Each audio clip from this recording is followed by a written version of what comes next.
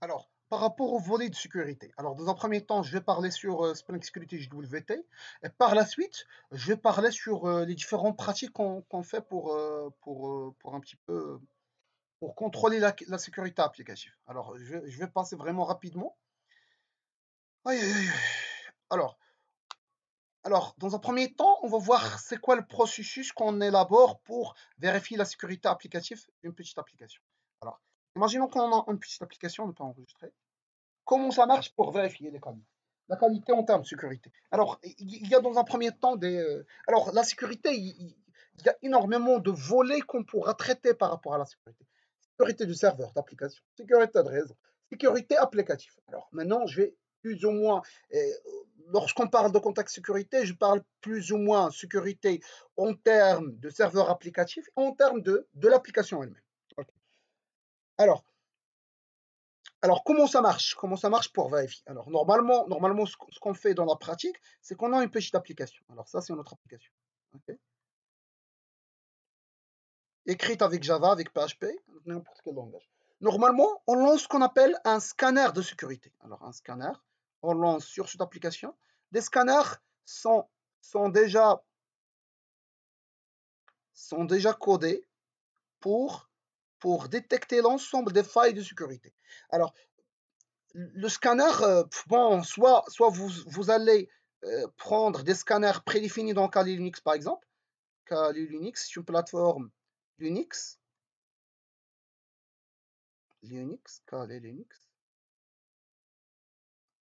Linux. Alors, je vais lancer ce scanner. Alors, ce scanner va me donner un rapport sur l'ensemble des failles existantes pour cette application. Alors, l'ensemble des failles. Il va vous dire, voilà, faille numéro 1, faille numéro 2, faille numéro 3. OK? Normalement, vous devez voir ces failles, comprendre les failles et les corriger. Les failles comme l'injection SQL, injection XSS, d'une façon générale, les injections. OK, XSS. Alors, des failles comme ce qu'on appelle le backdoor attack, backdoor attack. Surtout, alors le backdoor attack, ça concerne plutôt Ça concerne plutôt quoi? Lorsque vous faites des uploads, éventuellement, il va vous uploader fichier qui pose problème, que ce soit en termes de taille, que ce soit en termes de son format, qui permet d'exécuter des scripts, qui permet de changer le comportement de votre base de données, qui permet éventuellement de modifier votre code source, etc., etc. C'est ce qu'on appelle un backdoor, ça veut dire vous faites un upload, vous uploadez, si vous ne contrôlez pas ce que vous allez uploader, il va injecter des scripts, ok? Ces scripts vont faire des traitements, soit communication avec base de données, soit des traitements d'exécution carrément d'exécution par exemple. Imaginons un fichier, une application PHP, c'est l'exemple. Au lieu d'upload mon CV par exemple, je vais uploader un fichier SQL, un fichier PHP qui contient selected one from admin. Ok. Alors, si tu uploads, il sera surtout s'il fait le upload dans le serveur. Tu pourras accéder à ce fichier via le navigateur. Tu accèdes via le navigateur, automatiquement tu auras la liste de tous les, tous les utilisateurs. Okay. L'essentiel que il y a un ensemble de failles de sécurité qui vont être exhibées par le scanner, okay, que vous devez corriger. Lire un petit peu sur cette attaque, corriger un petit peu l'attaque. Ok, c'est intéressant. Alors, maintenant, par exemple, pour l'injection SQL, GPL résout déjà ce problème. Il résout déjà. Si vous ne faites pas de bêtises, mais par défaut, si vous utilisez les méthodes prédéfinies de GPA, ou bien évidemment de Spring Data, GPA ou Spring Data, il vérifie qu'il y a une injection SQL avant d'exécuter. Alors, pour le XSS, c'est plutôt la partie Angular. Et je ne vais pas rentrer sur les détails. L'essentiel, il va vous donner une liste de failles que vous devez corriger. Lire et corriger. Alors, normalement il ne suffit pas de se contenter d'un seul scanner. Parce que généralement, les scanners, vous allez retrouver un scanner qui est spécialisé dans les injections. Donc, vraiment, il va vous donner un rapport très détaillé sur toutes les injections. Mais il n'est pas spécialisé pour d'autres types d'attaque. Donc, normalement, au lieu d'utiliser un seul scanner, on va utiliser deux scanners. aux 3 scanners. Et chaque scanner va vous donner un rapport à part où vous devez corriger chaque rapport. Alors, normalement, il y a déjà un institut très spécialisé en la matière, c'est le WASP, okay, qui permet de vous dire voilà les top 10 des Web Application Security Risk. Okay. Vous voyez toujours les injections sont en top. Okay. Injection SQL, NoSQL, OS, LDAP, etc. Où vous devez corriger. Alors, pour l'authentification, pour nous, on utilise dans l'authentification et l'autorisation, on utilise Spring Security. Donc, généralement, le processus de Spring Security, il est déjà validé et testé par l'industrie. Donc, généralement, on n'a pas, si on fait les choses comme il faut, on n'a pas de soucis, on n'a pas beaucoup de soucis avec le Broken Authentication. Alors, bon, le Access, alors ça, c'est l'authentification. Alors, ça, c'est l'autorisation. Et comme on a déjà signalé, le Spring Security avec les JWT fait deux choses. L'autorisation via ces filtres, le filtre de Spring Security et le filtre de JWT, et l'autorisation via le filtre de Spring Security qui va faire appel au filtre de JWT. Alors, oui, ah oui, j'ai oublié de mentionner un truc. C'est que SonarCube, vous vous rappelez le SonarLint, le plugin de Sonar, Sonar aussi permet non pas simplement de vérifier la qualité de code, mais aussi vérifier les règles de sécurité. Donc aussi SonarCube va vous dire, s'il vous plaît, ce code source pose un problème de sécurité. Il faut le corriger. Okay. Donc SonarCube, ça permet pas simplement SonarCube et le plugin de SonarLint, ça permet pas simplement de vérifier la qualité, mais aussi les aspects de sécurité. Okay. Vous voyez, Security Vulnerability. Alors, donc normalement, l'OASP va vous donner la liste de tous les top 10 des sécurités, des règles de sécurité, des attaques de sécurité à vérifier. Les différents scanners vont vous donner un rapport. Okay. Vous devez corriger les différents rapports, comprendre d'abord c'est quoi l'attaque et la corriger. Euh, Par la suite, vous pouvez aussi utiliser SonarCube. Lors du développement, vous pouvez aussi voir quelles sont les différentes règles de sécurité à vérifier. Okay. Donc, vraiment, c'est tout ce que j'ai à dire par rapport à l'aspect sécurité de votre application. Donc, dans la présentation, essayez de présenter quelques attaques de WASP. Voilà les top 10 de WASP, il y a l'injection. Dire voilà l'injection, l'authentification et l'autorisation. Dire voilà pour l'authentification et l'autorisation, c'est Spring Security JWT qui gère ça. Et voilà comment il gère. Alors, comment Spring Security il gère, ou aussi JWT, en faisant deux filtres. Un filtre pour l'authentification et un autre filtre pour l'autorisation. Alors, comment ça marche avec Spring Security JWT? Alors, tu te connectes dans un premier temps, ok? Le login mot de passe il est correct. Automatiquement, on va vous générer un token. Alors, ce token, qu'est-ce qu'il contient? Il contient votre login, il contient la date d'expiration, il contient c'est quoi l'application, ça s'appelle l'issuer. Il contient aussi ce qu'on appelle des claims. Alors, les claims, généralement, ce qu'on implémente dans les claims, on implémente les différents rôles que vous avez dans votre application. Okay. Et en fin de compte, dans le footer, on a ce qu'on appelle la signature de l'application. Alors, la signature, alors, c'est pas de l'application, plutôt la signature de tout ce que vous avez, ok, de tout ce qu'on vient de citer, ça veut dire votre login, les différents rôles que vous avez, la date d'expiration. On va le crypter avec un algorithme qui s'appelle HMAC. Alors, on va voir dans le code source. Alors, la partie c'est service, HMAC, HMAC, HMAC. Alors, vous voyez les claims, je récupère le roles à partir de claims. Alors, où est la signature? Alors, HMAC. Ouais, vous voyez, on va vérifier la signature via, via le cryptage des données que je viens de citer avec le HMAC, avec l'algorithme HMAC, pour pouvoir le comparer avec la signature déjà citée dans le JWT. Donc, si le JWT il a été modifié, le rôle, quelqu'un a ajouté le rôle admin. Donc, lorsqu'on va signer, alors, je vais faire un petit schéma pour que vous puissiez comprendre. Alors, on a notre JWT qui contient le header, le payload et le footer. Alors, ça c'est le header, ça c'est le payload et ça c'est le footer. Okay. Alors, dans le footer, il y a les signatures. Alors, ici, il y a les claims. Alors, dans les claims,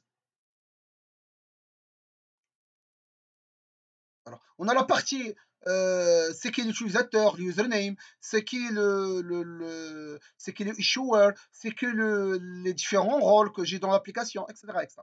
Alors, on va prendre tout ça, ok, et on va le signer avec un algorithme, ok. On va le signer avec un algorithme HMAC. Ça veut dire quoi le signer? Ça veut dire juste une fonction, je vais prendre une fonction, ok, une fonction f, qui va me donner de x, ça veut dire du tout les informations que j'ai, pour pouvoir produire f de x. Donc j'ai x et je vais produire f de x. Alors les f de x, c'est la signature. C'était ça. Les f de x, c'est la signature. Okay. Alors maintenant, imaginons qu'il y a une modification ici. Ça veut dire qu'il a modifié le login, il a modifié la date d'expiration, il a modifié un des rôles. Lorsque moi, je vais prendre le token, je vais re-signer ça et vérifier est-ce que la signature que je viens de faire avec les valeurs envoyées, ça correspond à l'ancienne signature. Si ça correspond, ça veut dire que vraiment les données ici n'ont été pas altérées. Si ça ne correspond pas, ça veut dire que les données ici ont été altérées. Le JWT qui a été envoyé a été modifié, soit le username, soit le login, etc. Donc, on va vérifier via le JWT. Alors, comment ça marche? Dans un premier temps, l'utilisateur va demander le JWT un access token. Okay. Il va fournir son login et son mot de passe. Login plus password. Si ça marche, qu'est-ce que je vais faire? Je vais vous retourner. Alors, si ça marche, je vais vous retourner un token. C'est ce qu'on appelle un access token. Alors, ce token, qu'est-ce qu'il y a dans ce token? Alors, le token, il contient les informations relatives à l'utilisateur de connexion. Ça veut dire le username, le issuer ID, la date d'expiration, les différents rôles. Et en bas, tu as toujours, et en bas quoi? En bas, il y a la signature. Par la suite, lorsque l'utilisateur veut se connecter, accéder à une autre page, etc., il va non plus fournir son login mot de passe, mais plutôt, il va il va envoyer son token. Ce token va être stocké dans le local storage de l'application. Ça veut dire, je vais le stocker ici, dans mon storage. Alors, local storage, LS, c'est ce qu'on a déjà fait dans le code source. Donc, et à chaque fois qu'il veut communiquer avec l'application, il va envoyer non pas son login mot de passe, mais plutôt, il va envoyer le token. Moi, je vais vérifier le token. Je vais vérifier le token, ça veut dire quoi? Ça veut dire, je vais vérifier, est-ce que les données n'ont été pas altérées dans un premier temps? On vérifie la signature, ça c'est dans mon point. Et par la suite, je vais vérifier est-ce qu'il a le droit d'invoquer. Ça veut dire quoi? Ça veut dire est-ce que le rôle de l'utilisateur correspond bien à la ressource demandée. Okay. Donc à chaque fois, il va m'envoyer le token. Si le processus de validation de token est correct, je vais vous envoyer la réponse. Okay. Et le token va être stocké dans le local storage de l'application, dans le navigateur. Donc c'est ça le processus, de authentification. Ça, login mot de passe, ça c'est authentification. Okay. Les filtres de Spring Security JWT. Et par la suite, il a un autre filtre d'autorisation. D'autorisation, lorsque vous envoyez le token, il veut vérifier est-ce que vous avez le droit d'accéder à une page web, à une ressource. Si c'est le cas, je vais vous renvoyer la ressource demandée. Alors, et s'il y a deux approches à faire. Alors, login, ok, login mot de passe, génération de token, et je vous renvoie le token. Tu enregistres le compte dans le local storage, et à chaque fois que vous voulez communiquer avec moi, tu dois consulter votre local storage, m'envoyer le token, et moi, je vais vous répondre avec les ressources. Pour protéger les ressources, il y a deux façons pour protéger. Soit tu fais une protection au niveau service, protection, couche service, ou bien protection couche web service. Alors, comment je vais implémenter, c'est quoi l'avantage et l'inconvénient de chaque protection. Alors, pour le protection couche service, chaque méthode doit ajouter une annotation qui s'appelle, si je ne me trompe pas, c'est has role. Has role, admin, virgule, admin, virgule, par exemple, collaborateur, ou bien chef. Ça veut dire quoi ça? Ça veut dire que pour pouvoir invoquer ce service, vous devez avoir soit le rôle admin ou bien le rôle chef. Si vous n'avez pas le droit, Spring Security va faire la vérification, il va vous donner un access deny. Ça veut dire que vous ne pouvez pas accéder à cette méthode vu que votre rôle ne correspond pas à soit admin, soit chef. Okay. Ça, c'est couche service. Il y a un autre niveau de protection, c'est protection au niveau de couche web service. Pourquoi on ne veut pas faire la protection au niveau de service? Parce que ça pollue le code source de service. Le code source de service, normalement, il doit être plus ou moins protégé. Il doit être pas lié avec le code source. Il doit être pas lié avec les aspects sécurité. Normalement, la couche service, elle est là.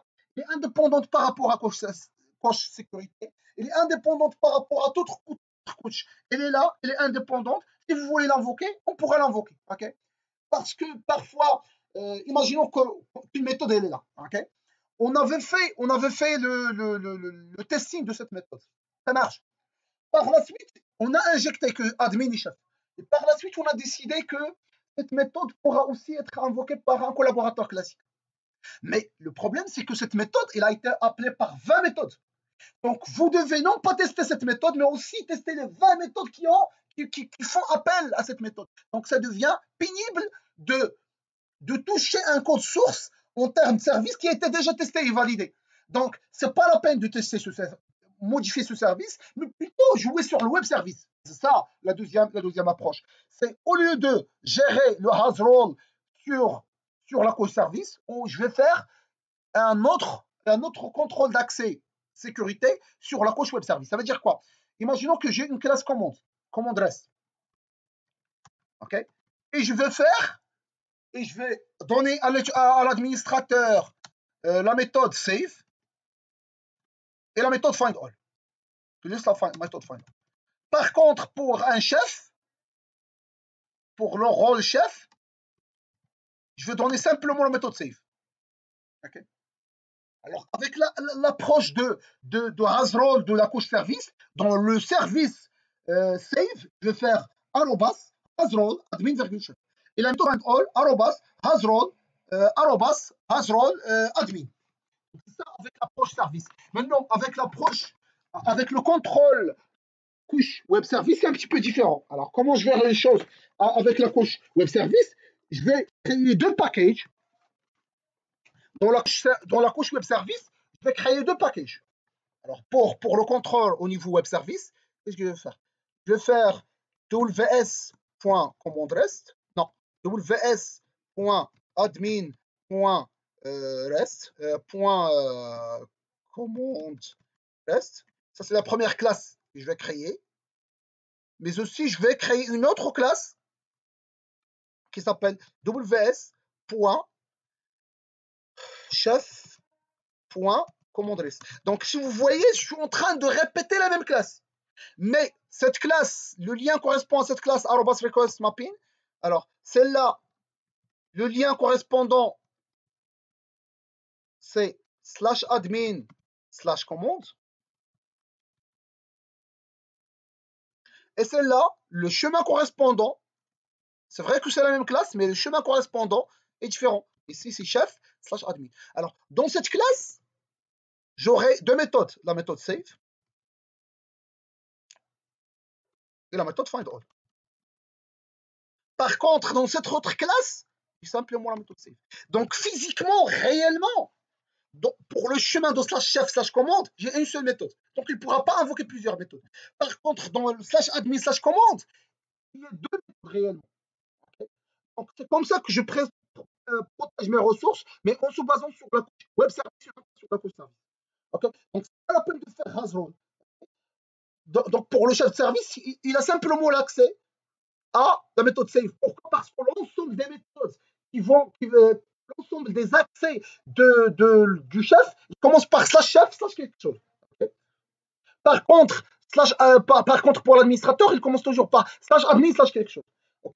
Donc, c'est avec cette méthode que je vais contrôler l'autorisation. Ok. L'autorisation de l'ensemble des accès des méthodes, et cette fois-ci via la couche